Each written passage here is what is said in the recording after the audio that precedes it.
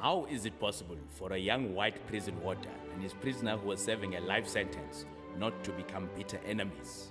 Surely they should have hated each other.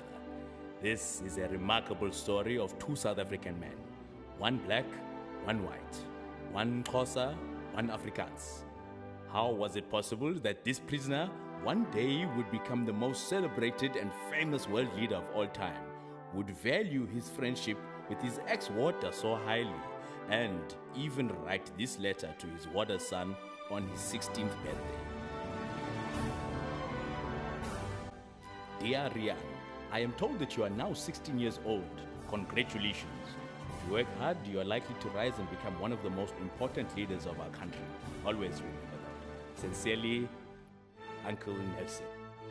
Rolihlahla Mandela was born into the Mandela tribe on 18 July 1918 in the small Eastern Cape village of Mvezo.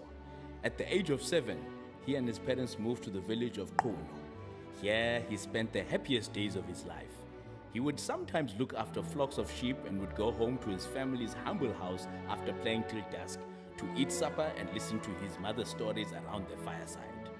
Kono is the village where Mandela's mom and dad are both buried, in the Mandela family cemetery. From the age of 7, he attended a local Methodist primary school in Kono, where his teacher, Ms. Mdingani, gave him the Christian name Nelson. All that remains of the original school are the foundation stones and some wooden poles showing where the small classroom once was. This is where he lived with his parents during those early years. Decades later, on his release from jail, he rebuilt his mom's house. According to the Christian traditions and values, Mandela was baptized in the African Native Church in the rural area outside Kono. The remains of the stones of the church are still visible today. In 1930, when Mandela was 12 years old, his father passed away and the young Rolihlahla became a ward of the king of the Tembu people, Jonghintaba Dalinyebo, at the great place in Xekezweni. This is the rendezvous where he and his cousin Justice lived. Here, Mandela used to listen to the tribal elders discussing and debating the issues of the day.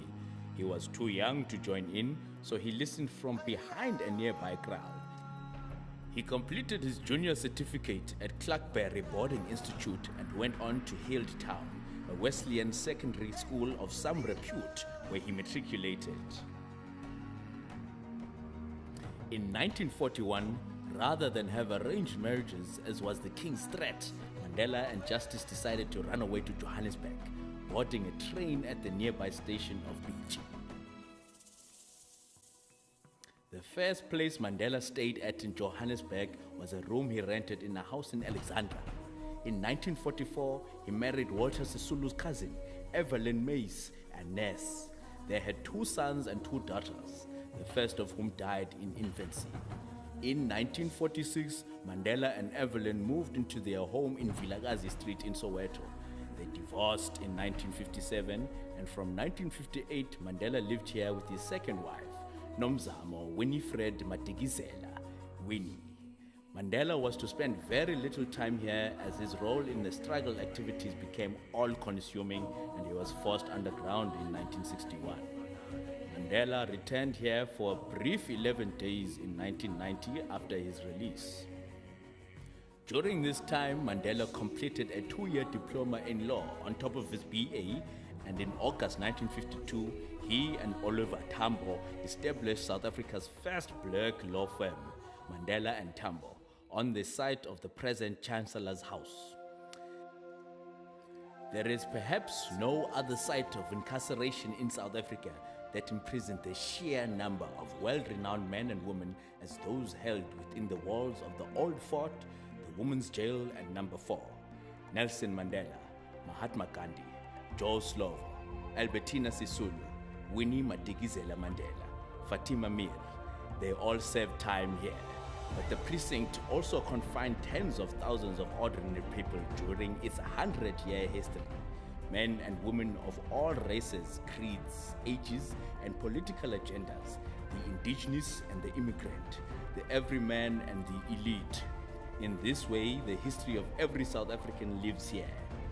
Nelson Mandela was also twice imprisoned within the fort's walls, first in 1956 and then again in 1962, after being arrested outside Howick in KwaZulu-Natal.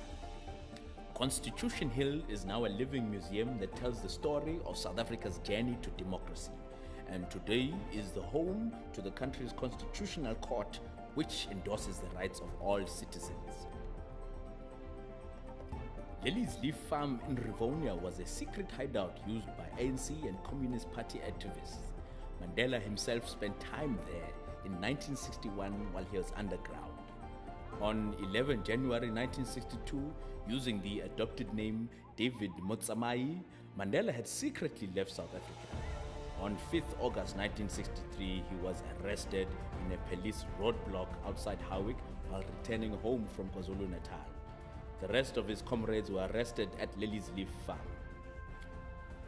On 11 June 1964, Mandela and the 7 other Rivonia accused, Sisulu, Kathrada, Beki, Mhlaba, Goldberg, Motsoaledi, and Mlangeni, were convicted and the next day were sentenced to life imprisonment. Goldberg was sent to Pretoria prison because he was white, while the others were sent to Robben Island on the 13th of June.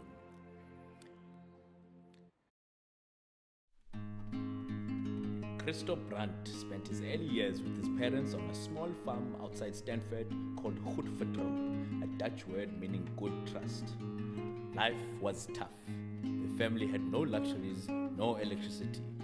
Evenings were spent listening to Christo's dad playing the violin. From the age of 5, he went to a small school on a nearby farm.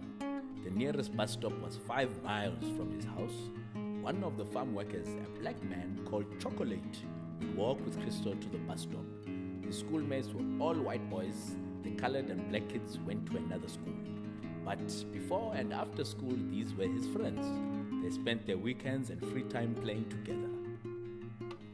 At the age of 12, his father developed pneumonia, and the family were forced to leave the farm and move to his uncle's house in Parow Valley.